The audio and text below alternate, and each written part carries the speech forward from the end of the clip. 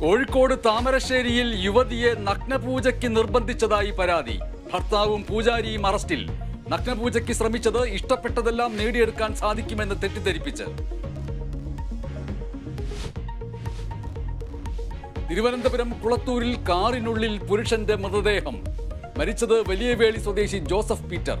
മൃതദേഹത്തിന് 3 ദിവസത്തെ പഴക്കമെന്ന് നിഗമനം.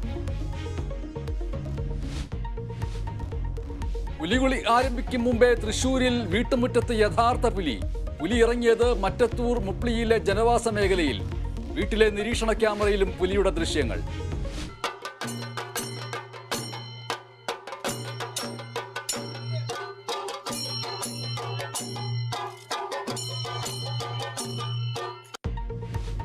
ഓണാഘോഷത്തിന് സമാപനം കുറിച്ച് തൃശൂരിൽ പുലിക്കൂട്ടങ്ങൾ ഇറങ്ങുന്നു.